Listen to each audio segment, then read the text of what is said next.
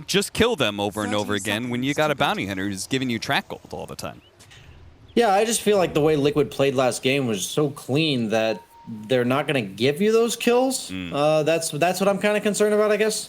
I think if they get a little bit out of position, even just a tad bit of sloppiness, like it's going to get punished by Viking GG. Their lineup's completely capable. Like even though we saw what we saw last game, they are a very good team. Like I'm just saying, I think it's kind of more so on Liquid to mess up than it is for Viking GG to like. I think if both teams make the right plays, Liquid will win this game. That's what I feel like. And I think if both teams do make some pretty big errors, there's a chance that Liquid still win off of their big team fight. We may have a first blood with Aramis, wrap it around, but Boxy did level Crush very early on to be able to get the bounty rune, so he'll use it a second time to ensure Insania stays up. And Adam, they're actually going to be putting Taiga in the safe lane here because Lone Druid really doesn't need a support, especially against a Beastmaster. He's got a great way to deal with boars, and that's bears. It looks like he actually started sacrificing in the mid lane. He used his first idol on conversion to give Mickey a little bit of a boost. I think against a hero like SF, whose level 2 is super important, that's a very good choice. I like that distribution of resources there. As Insania does go down. Pretty impossible lane down here for Liquid. 2v3. Both of them, I'd say more so the Crystal Maiden, are going to be likely to get picked on. But they do have to pull now. The lane's pushing in. I don't think Boxy's really upset with this. I feel like if my support feeds and the lane's just pushing into my tower, I'm like, okay, maybe we didn't have to do that, but I'm going to farm these creeps now. I guess that's something I'll keep in mind if you ever get to Europe and we end up queuing together. It's okay for me to feed as long as you're getting farm, right, Brian? Yeah, you're just going to keep rubbing it in, huh? That you're... believe me, Brian, I'm enjoying the EU pubs. They're great here. I've already won one game. Totally, man, yeah. It's most I've won in 2021, so, you know. It's all about beating your own personal best. Yeah, I'm surprised this lane was able to push in so much. And as a result, Boxy is going to be able to get level 2. I guess Aramis, you feel like this is a better plan for him being in this tri-lane situation than just running around and messing with the Enigma?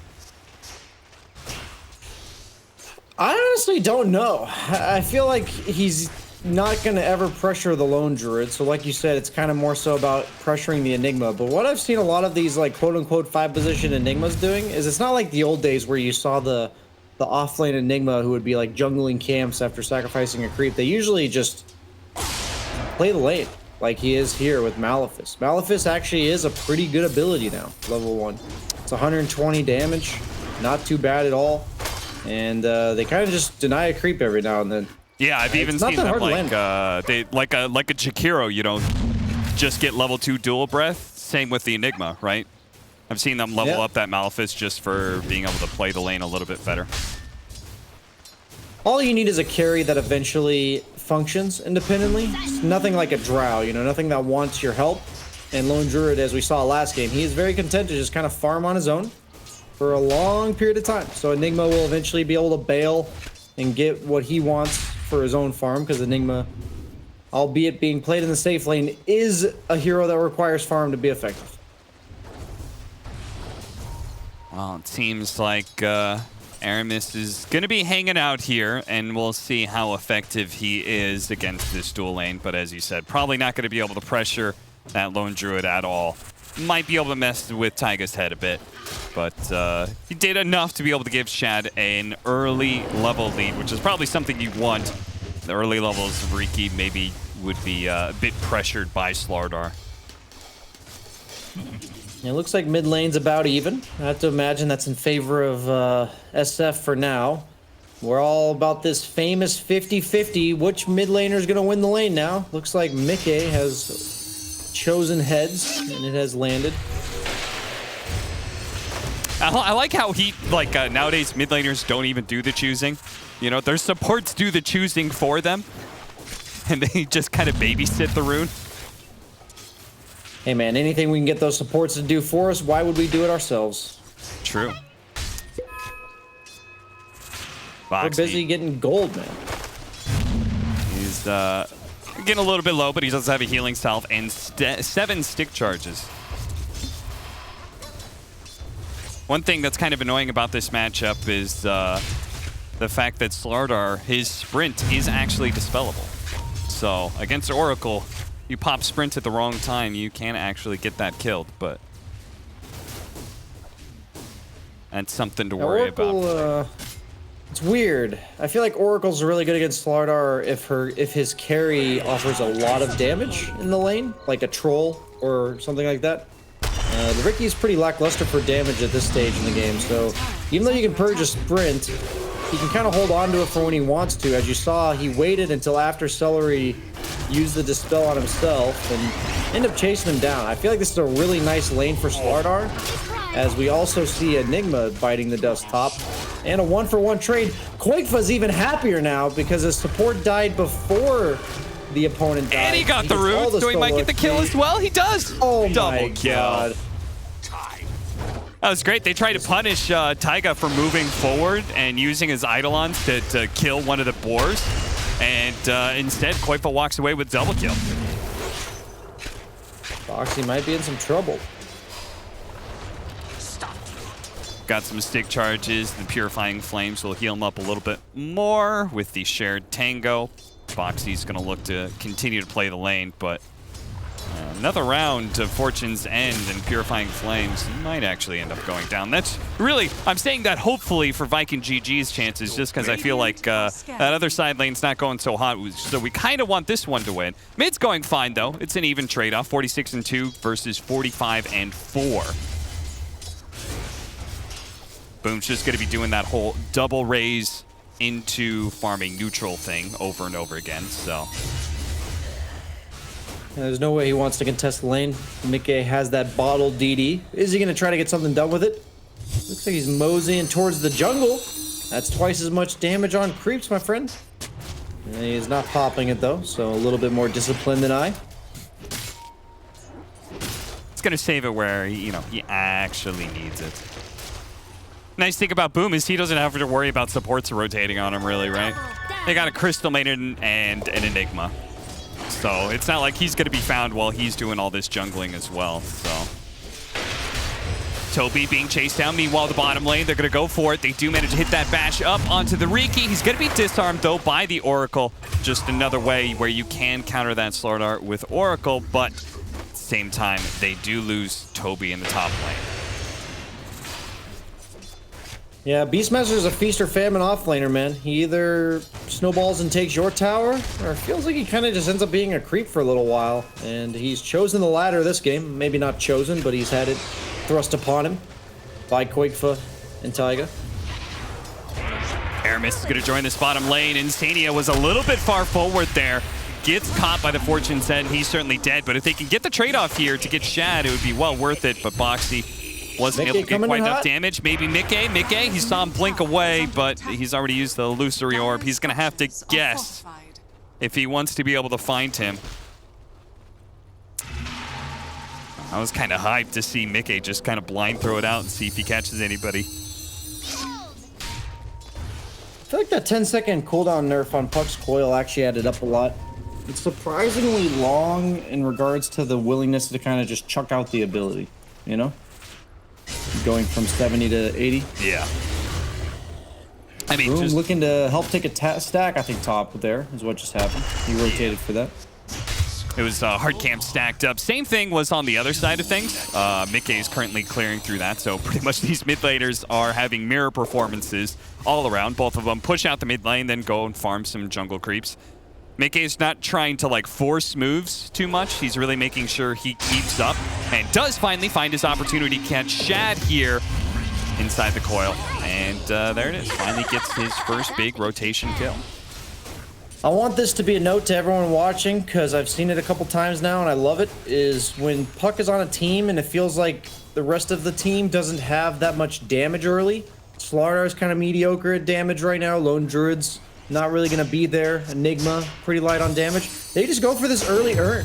Gives you that extra bit of tick of magic that, it's kind of like the Witchblade, right? But it's only 800 gold. So it's a little bit It's like a budget version. And it just shows that like that Riki getting that little extra tick of damage really makes the difference.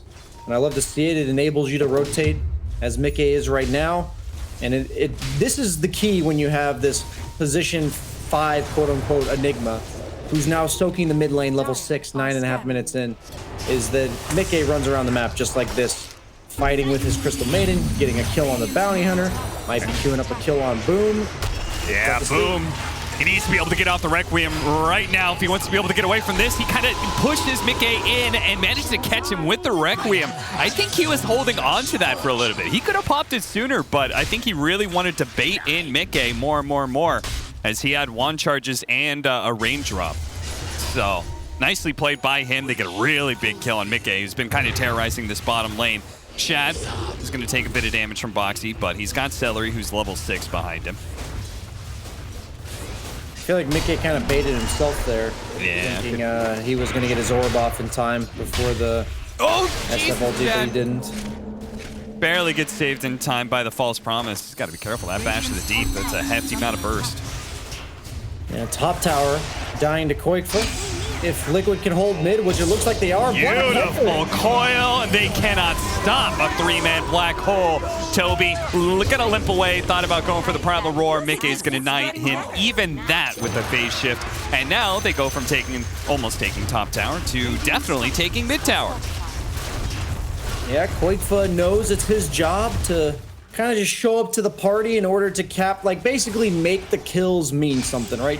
Yeah, the Eidolons are decent damage. But as you see here on the replay, beautiful black hole by Taiga. Beastmaster wasn't able to get his roar off in time beforehand. And with Beastmaster momentum-based, Lone Druid momentum-based, those type of plays might just decide the game. Because suddenly we're at a 3K net worth lead for Liquid. Kind of similar to last game, it feels like. Both teams had a pretty good start. Liquid just kind of outmaneuvers them from like 6 to 10 minutes into the game. And suddenly we find ourselves with a pretty large advantage with not a massive kill advantage. Radiant's bottom tower is under attack. This Liquid squad, Structures are fortified. people have been calling them a little bit hit and miss at times, but they have placed top 6 in every single tournament they played since ESL 1 Los Angeles, including a win at ESL 1 Germany, which is the biggest win that this this team rather. It's the biggest win they've had to date since coming into the Dota2 scene. Koikfa just making sure he does his chores for the day. Yeah. Just cleaning up the Radiant side of the map here. It's just the equivalent of like mowing your lawn, cleaning out the gutters. It really is, but I think he gets off on it in a sick way. I do not understand any Lone Druid player ever. No, nobody needs to nag Koikfa to do his chores. He's fully embracing it. He wants to be able to do it. Maybe it's a good opportunity for him to take off his shirt and show off his muscles in the sun. Yeah, maybe a shirtless round of ping pong as well, because he is quite the ping pong player. That's true. Insane. Looks like Boxy might be rushing a blink, maybe? He's got 1,500 gold saved up. Okay. Hasn't queued anything up just yet, though. DP coming in, Beastmaster. Takes a while to be able to get into that outpost, but he finally arrives and does manage to kill the Crystal Maiden with a Primal Roar. Does mean they have nothing left in the tank to be able to kill Koikfa, and if anything, Koikfa could be killing Aramis here with Boxy coming into the other side. Celery's going to make sure he's not going to die so easily, though. Gets off his ultimate, heals him up a little bit, but now it's Celery who's going to be in trouble as the bear finally does get the ensnare he needs. And with the rest of Liquid filtering in, Vikin GG quick to retreat, which means they've got 2 cores in their safe lane. Brian, I know you don't like this. It's something about, what is dead lane? Is that what I would more highlight that one team has 2 cores farming the dead lane, and the other team's got a position 4 Enigma farming the dead lane, all by him lonesome, getting all the money he could ever want. And that's not the map orientation that you want to have. It's not saying that Viking GG is bad, right? I think it's more so portraying the desperation levels that we are quickly reaching with their map. This is the exact concern I had when they last picked this Riki. The fact is, if you guys want to punish this hero, it may be a lot more difficult in pubs, But the fact is, he does nothing for like the first 14 minutes of the game. Like he just doesn't do anything. He's not even close to his Battle Fury. He's not gonna, like, during the time that he's building up this Battle Fury, maybe he'll show up to a fight or two. It's not like he does no damage or anything. But like, if you look at him, he's not gonna rapidly clear this jungle camp. He's not gonna put pressure on the bottom tower. Like, they don't have to respond to anything he does. So it's kind of like you're creating space for this anti-mage type hero, but they don't actually become a tower hitter ever. That's kind of the problem with Ricky. That's his only weakness. If you ignore that part, he's completely broke. So, I don't know if that's something punishable in pubs, though. As we do see a smoke from Liquid coming out with the boxy blink. Hands him the dust as well on Insania.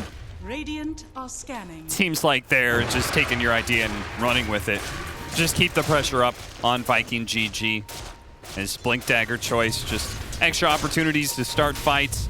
Get in the face of the enemy. They're going to get on top of Celery here. Now, Boxy's going to quickly get turned around here. Primal Roar plus the Requiem. He's going to go down, and nobody actually falls on the side of Viking GG. Liquid are still going to be able to force Viking to retreat to their own side of the map. Not able to actually do anything with that kill, take any objectives or anything like that, because they're simply just not strong enough. In fact, Toby is not trying to level up that Necrobook anymore. He's going to go for a Blink himself. Yeah, what I mean by like Ricky not doing anything at this stage in the game is if he was like a Jug or a Troll or even a Lone Druid, right? Then Liquid would have to respond to bottom lane. They'd have to have somebody go defend that lane. Instead, they can be like, okay, Viking GG doesn't have any abilities. Let's just walk into road. Yeah. So it may have looked like a kill that went in favor of Viking GG, but Liquid is actually going to turn it back on them and say, hey, we're now going to take the objective we were near just because you used all your stuff to kill our guy before. And he's back alive. Yeah, Requiem is their only, like, big team fight AoE ability. Everything else they have is real single targets, so this fight around the pit, it's going to be a bit dicey, especially with Vikin coming in. Managed to get the two-man coil with the freezing field next to it, but he actually dies. He tries to get out of the smoke screen. A shuriken cuts him down.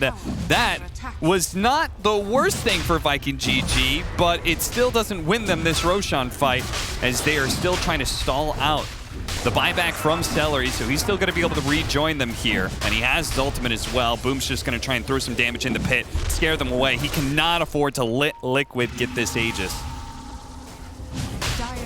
Yeah, this is the fight me Roshan. They actually are doing this in order to force a reaction from Viking. They do have the Blink Dagger on Taiga as well. That is a super farmed Enigma, actually more farmed than his offlaner. Something we actually mentioned in the first game, where sometimes they kind of just demote Boxy just purely based on Taiga's hero pool. Enigma, one of the best supports in the game, if not the best, to get these early items up on. And they smoke again on Liquid.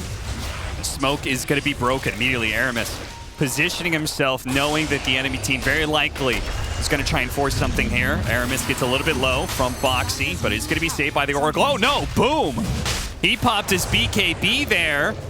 And he's going to go for the Requiem just to be able to kill Insania, but similar to that kill earlier, they've now used their big teamfight ability, just get one small pick off. Boom's going to have to break this coil and keep on running up to the triangle. He's going to turn around, throw some damage out there, see if they can kill the bear. Toby gets a little bit low, but is saved by Celery. He should heal up a decent amount here. The Koifa bear is going to die to the Necronomicon. He's got another one, though. Toby, he doesn't heal much at all. In fact, he immediately gets bursted down by Boxy, who now blinks forward, looking for a little bit more. Boom. With the Corrosive Haze on him, Mickey is pumping out the damage with that Witch's Blade, plus treads and 2 double null tally. That is a right-click build. He will manage to kill the SF, but Shad's going to die. But a black hole with the freezing field, in turn, is going to wipe the last remaining member of Viking GG, and Liquid have finally secured themselves that Roshan. Dude, they played that fight so well. Mickey, illusory orb through the entire team and actually came out the back with his haste rune and just forced them to basically chase him into this weird choke point.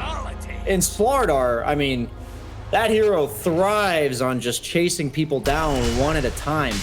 And then suddenly, to wrap it all up, icing on the top of the cake, Taiga gets the one-man black hole to finish him off. I don't know. It really does look like they have Vikings' number for this series so far.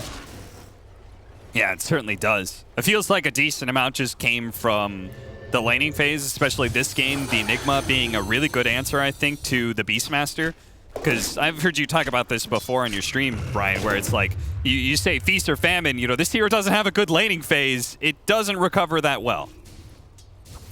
Yeah, the thing about it for me, I've realized when I watch these games, and a big deciding factor between the best of the best and maybe like a step down is really the end of the laning phase. Like those movements you make right then and there, like, because the thing is, I think it's almost easier to make movements at maybe 20-30 minutes into the game, because most of those movements are like 4-man movements, right? They're team fights. They're like, okay guys, we just got to group up and go do something.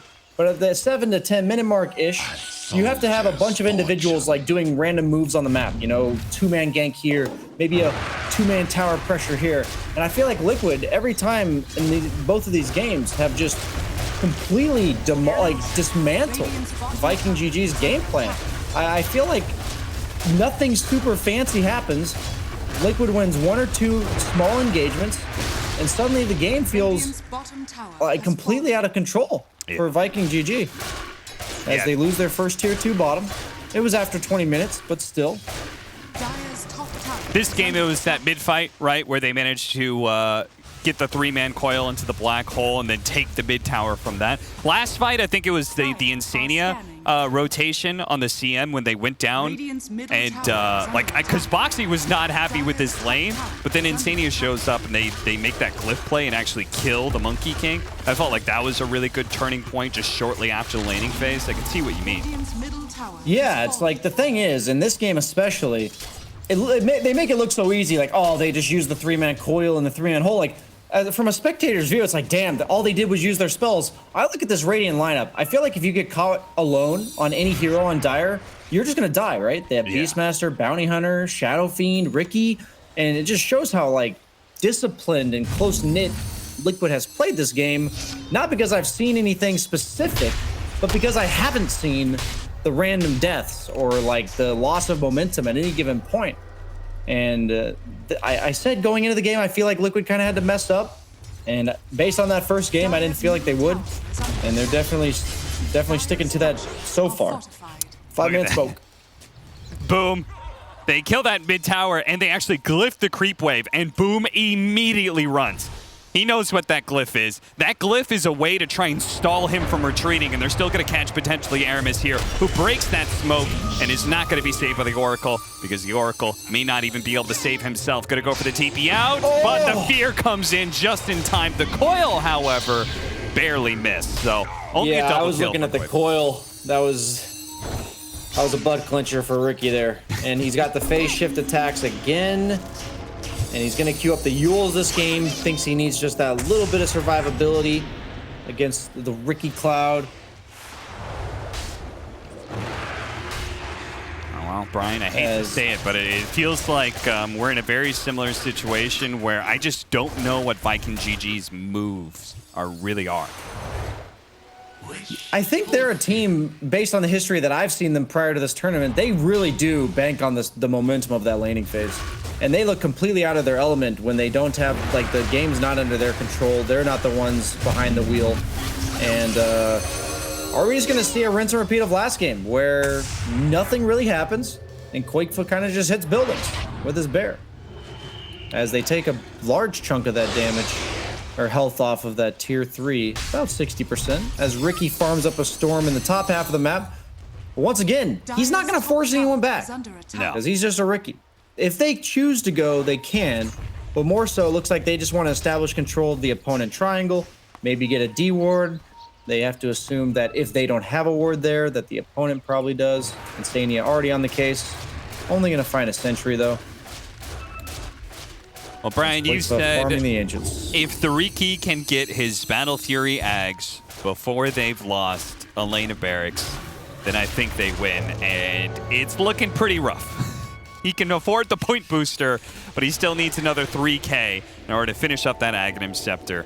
And it feels like Liquid is just like one team fight, even just like one pickoff could lead them into finishing off that high ground push they started at bottom lane.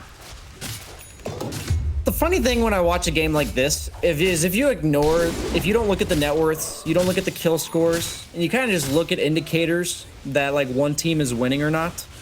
All I see is an Enigma who's farming jungle by himself bottom, a Slardar who spent the last 2 minutes killing Ancients, and a Lone Druid who's killing the other Ancients. And it's just like, you're not supposed to be able to do that, man. That's too much farm.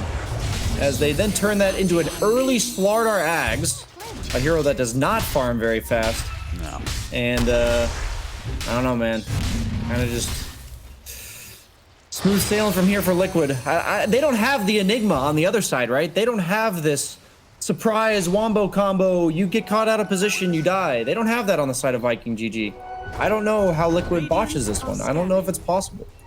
Yeah, it's hard to see how he's going to get, again, their only big like team fight AoE ability is Requiem, and it's hard to see how he's possibly going to be able to do that. Boom is going for a right-click build. He's trying to build into a Daedalus right now, which is, I've seen SF versus Lone Druid, just like SF just demolishes that bear later on to the game sometimes. But right now, with a fresh AC on Koifa and the Daedalus still not complete for Boom, actually, never mind, it's here now. But either way, all that armor on that bear is still going to be very tough to fight through, especially with 3,400 HP, with the BKB on Taiga, ready to go with the Blink Dagger, that Aghanim Scepter. Oh, this is an opportunity. Mickey caught trying to push out that bottom lane, jumps over to his Illusory Orb right into the open arms of Toby. So maybe with this is a big pick-off. They've got a full minute to do something here. Viking GG can get, I don't know, maybe they can force another fight, get another pick-off, start getting some track gold. I would say just snowballing pickoffs is their only way to capitalize on this potentially. Just the fact that Shad, who previously, because Puck was alive, was hiding in the trees, bottom, is now like walking aggressively on the map. I think it says a lot about like the map control impact that death has. Will it surmount to like any long-term effects? We'll just have to see as a fight breaks out mid. And Bounty Hunter dying immediately, I do not think is how we envision them capitalizing. Yeah, Liquid just played on the high ground with a sentry laid out and waited for the Bounty Hunter to try and scout some heroes out. They immediately get that kill, and playing around their high ground means they can afford to take a 4 versus 4 here as Shad is stuck inside the freezing field. Is not going to be making it out anytime soon with Taiga. Just throwing his full weight into Boom. He pops the Blink BKB Black Hole, makes sure that the other core is going to fall as well. Quickly, just like that, 4 heroes take on 5, and it's the 5 that fall. Viking GG get team wiped. 15,000 net worth lead for Liquid as they push for the high ground. GG, that's it. Wow. Yeah, I don't really blame them here. I feel like they actually just know exactly what's going to happen because it happened to them in real time like 40 minutes ago, you know?